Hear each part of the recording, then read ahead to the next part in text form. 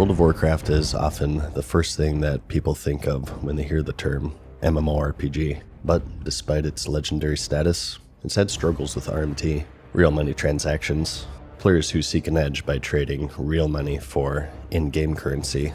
But today, I say no more. In an act of rebellion, I will not only refuse to spend any real-life money, but also in-game money. In a world where gold rules everything, join me as I attempt to reach level 60 in hardcore mode without spending a single copper. No auction house, no training, no repairs, just pure grit, ingenuity, and the lack of a social life.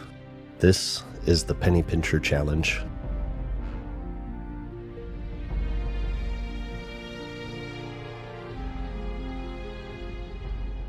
Alright, so we're pretty much unkillable at this point. We have some unfinished business to the west though. We still need that shimmerweed. We also need the parts for the gnomes, and we have the dreaded Frostmane Hold exploration. Let's go ahead and loop back and start with the weed, since that's the closest. It happens to be 7 a.m. on New Year's Eve as I'm recording this, so shoutouts to all of my fellow social outcasts out there. Alright, time to own my first level 9.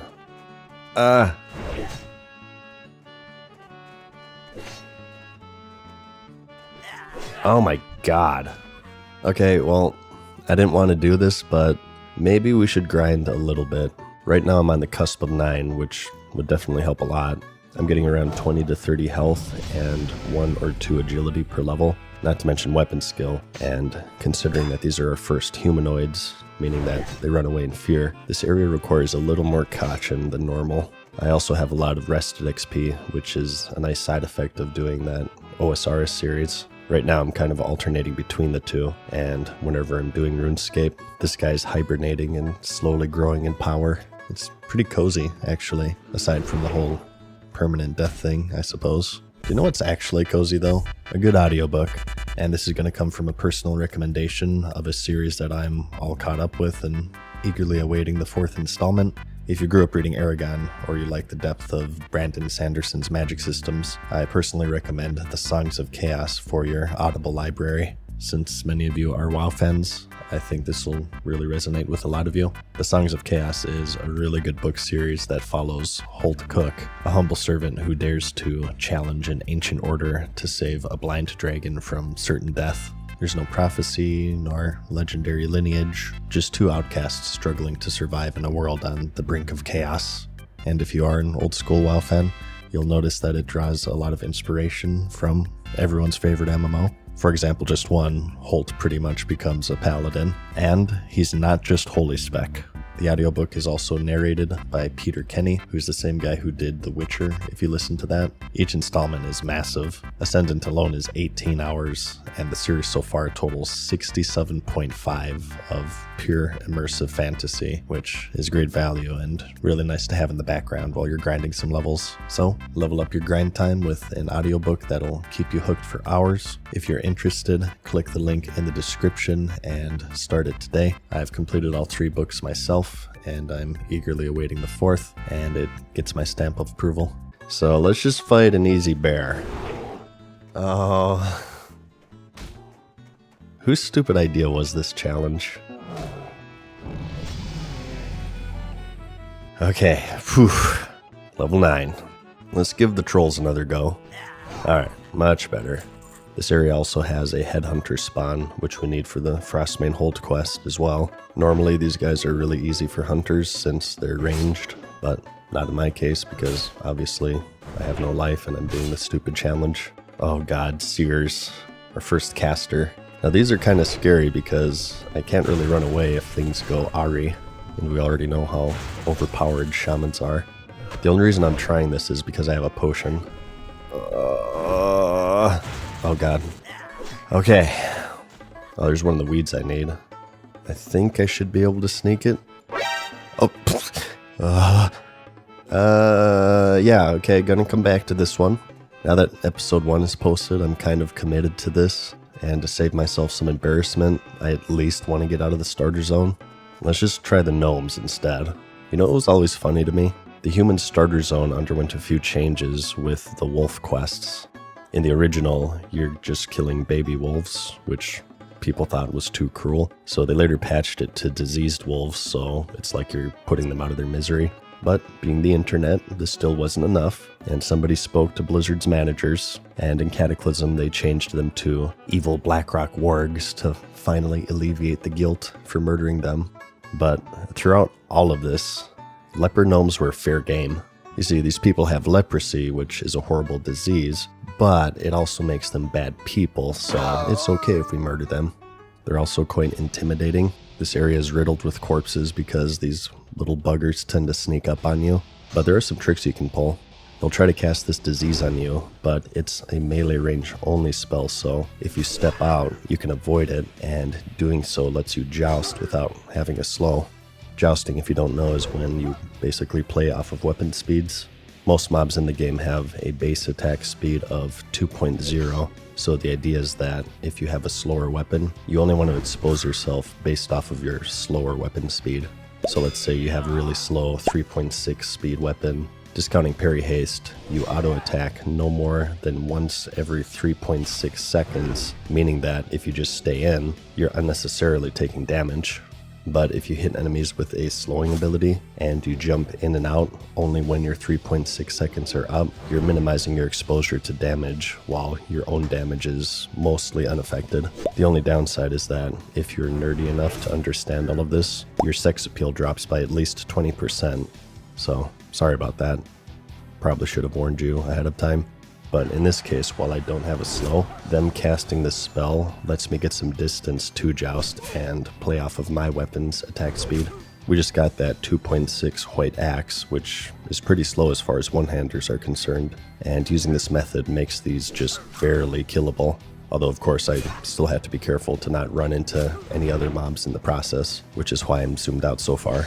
Also, these mobs come in levels 8 to 10, so for safety, I'm only pulling 8s and 9s for now. And as dangerous as humanoid mobs are, because they run away, that also means that they effectively have negative 20% life, so they're good mobs to grind if I end up needing to, which, like I said, I will try my best to avoid. So I commit some light genocide.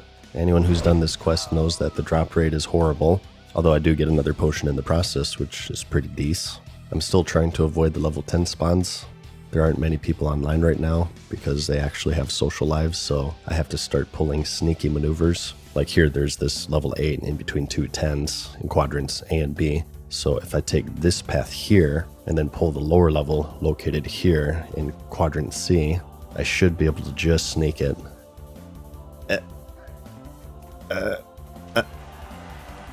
Alright. You know what, let's try level 10. Let's pull him back a bit. Backpedal king. Come on. Cast your bullshit. Oh my god, he's not casting it. This guy's a pumper. Does he have world buffs? Okay. Beautiful gameplay. Okay, this isn't going very well. I gotta use my gun. Oh, my precious bullets. Okay. Come on. Good, cast that crap. Oh, he's running. Come on over here. Come on over here. No, you flipped me off. Come on, coward. No. Come on. You're not an intellectual. You're a fake and a fraud. Die, globalist scum. Oh my god. There's no way this is happening, dude. Oh. Thank you. Wait, where'd you go? I must reciprocate. Let me love you. Oh, this place is so infested. But I'm almost done. I can't quit now. Whew. Boom. Comma. Baby. Alright, so that's another one down. I decided to check out Ironforge and pick up my presents. I can only get a few for the ones under level 10, but one of them is stamina food, which is pretty handy. Alright, so here's the deal. I have 2 quests left in the western area, and I'm a pubic hair away from level 10, so I'm just going to grind a few bars of wildlife until I ding, so that way we can just get our pet, and I don't have to live on the edge of death for every fight. Oh no. My gear's starting to break. Okay, that's going to be an issue. That means that I need to find a completely new pair at some point. This shouldn't be as big of an issue when we get our pet, since it'll be tanking for us for the most part. But I just realized that I stupidly sold my old axe. Depending on my luck and what quests I do, eventually my weapons will start to break, and I of course have no way to repair them, nor can I buy a new one, so from now on it's probably wise to bank my old weapons just in case I go on a dry spell. It's pretty funny actually, and it kind of reminds me of Star Wars Galaxies, the first MMO that I played. In that game, while you could repair items, there was a chance of failure, and when you did, the durability went to 0 and it became unusable. It was a very different structure than WoW. The game was largely designed around it since most items were created by the players. So it was kind of a necessity because if they never broke, the crafting classes would eventually become useless. But it was a big deterrent for players, as you would imagine. It's just tough in a genre of game that's so dependent on character progression to have that potential to go backwards. Imagine in World of Warcraft you take months to get Thunder Fury, only to lose it if you ever let the durability go to 0. I don't think it would work out. You have to protect the sanctity of character progression at all costs, such as not releasing the ability to pay for it via level boosts and WoW tokens that you promised your community that you wouldn't release. Told you so, by the way. Anyways, this dynamic is in this challenge, but I'm fine with that because I'm a complete nerd. So we're farming some wildlife and... oh my god. Oh, and it's got this cool flame painted right on the blade. It's got a dragon painted right on the blade. Wow, a dragon right on the blade. Oh, it's so hot. Lit, as the kids would say. And we hit level 10. So in the span of 5 minutes, we've gotten the power upgrade equivalent of Goku transforming into a Super Saiyan for the first time. Yeah, I know I'm hitting the right audience with this one because, much like me, you guys are all as old as dirt. So shoutouts to my fellow boomers out there. I love Dragon Ball Z. It's almost as good as Ren and Stimpy, and Beavis and Butthead, and Beanie Babies, and being able to cough without offending 14 different groups of people. So, talent points. This is a big decision because we can't respec. I was thinking at first maybe the survival tree might be good because it has that talent where you can get 20% crit with Raptor Strike, but once we reach the high teens, we can farm the cracked golems in Darkshore, and at that point we'll transition to mostly ranged, so in the long run that would be a bad choice, I think. So probably what would be best is to just go down the bestiality mastery tree and make my pet as buffed as possible. With no wing clip and feign death or any other way of protecting myself, my pet is my lifeline. The only thing I have to worry about is that it can't outpace my damage too much to where it starts eating my kill credit. Yeah, if you didn't know, if your pet outdamages you too much, you don't get credit. It was one of their anti-botting measures back in 2005 when they gave a shit about combating cheaters.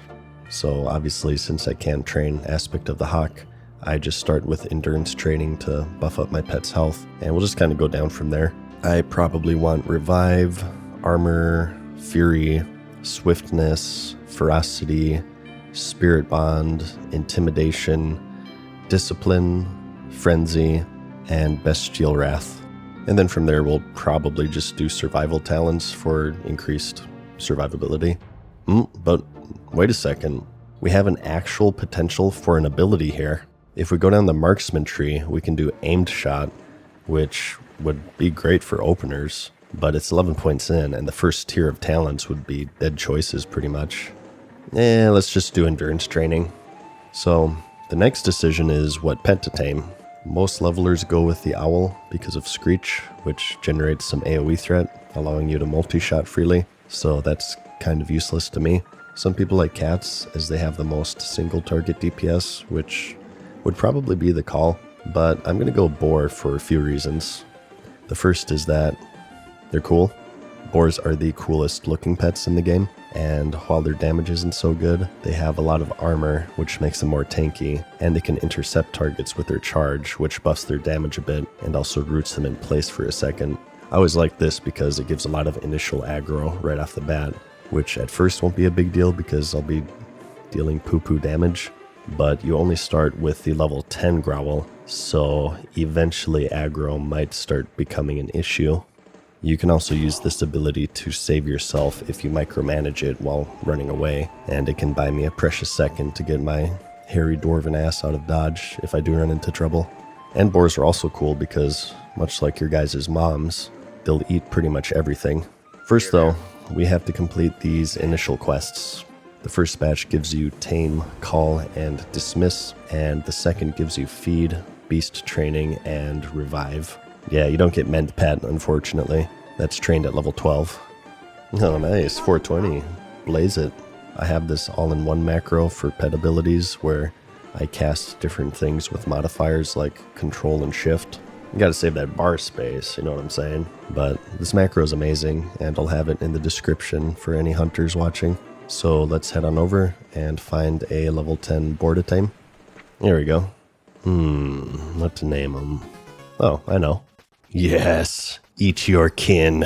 Alright, so the next objective is to train Bite. For those who don't know, the way that pet training works in this game is that you stable your main pet, and then you find one with the ability that you want, tame it, and then have them use it a few times until it pops up in your chat box that you have learned it. And then from there you abandon it, get your main back from the stables, and then train it using your beast training menu. But, uh-oh, stable slots cost money. Oh my god. That means every time that I need to train a new rank of charge or bite, I have to abandon Craig, then find one with the ability I want, learn it, and then just continuously monkey branch my entire life like a Tinder thought. Okay, whose stupid idea was this? Alright, just so you guys know, Craig has the magical ability of being able to change his fur color depending on his mood. Black means he's happy, brown is sad, white is angry, and yellow means that he's extremely horny. Alright, buddy, time to release you into the wild.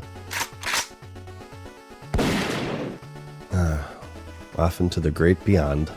Okay, so to minimize trauma, I'll probably only do this every other level, and luckily you can get rank 2 bite straight off the bat. There are these mobs called starving winter wolves to the west that have it, so let's just head on over there real quick. Wait, what? Oh my god. Okay, so we have a problem here.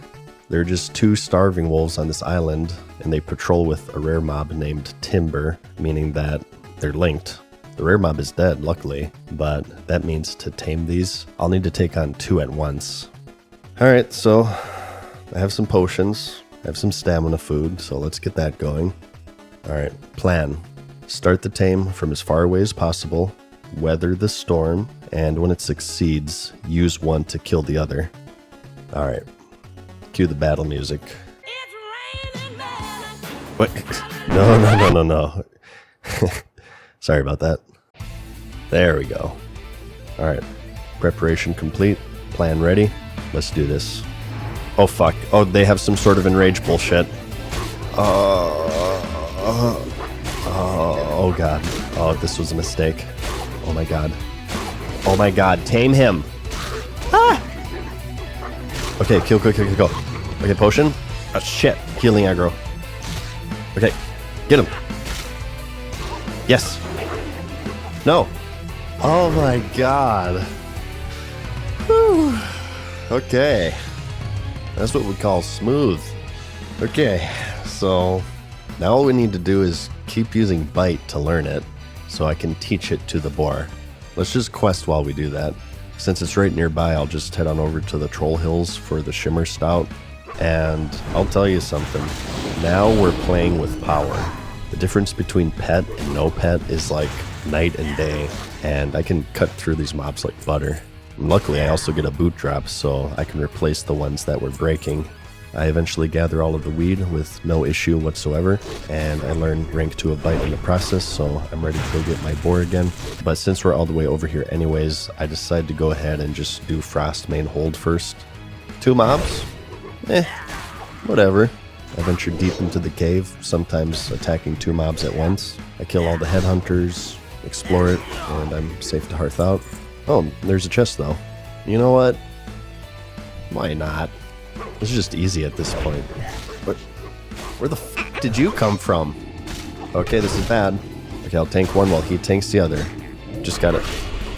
Okay. There we go. Beautiful gameplay. Alright, this is fine. Okay, it's not fine. Whew. Smooth. Alright, this better be worth it. Oh, wood chop. Oh, it's two-handed. Damn it. Alright, well, let's get out of here and turn in. So I haven't skipped anything yet. Like I said, I'll try my best to do most of the quests that I get. Honestly, the thing I fear the most are disconnects. Anyone who's watched my hardcore streams know that They're my bane. Disconnecting. Shit, come on, dude.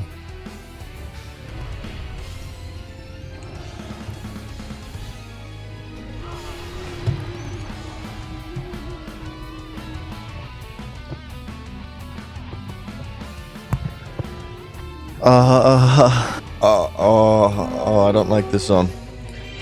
Oh, I'm getting calls. Oh, this is too much. I'm becoming overwhelmed. Everything is happening at once. Oh no. Good God. I'm getting disconnected. Oh my God. You get 57 kids and you don't have enough time to play video games. Now this doesn't stop us, of course. Oh shit. Oh God. Oh, Jesus Christ. The Blizzard employee heard me complaining about WoW tokens. This is what happened here. Yeah, the internet where I live sucks, so now that I've actually made it to a level to where I'd be legitimately pissed off if I die, I'm actually going to move my computer into the basement of my dad's house since he has more stable internet, which will allow us to ascend into our final form of basement-dwelling neckbeard.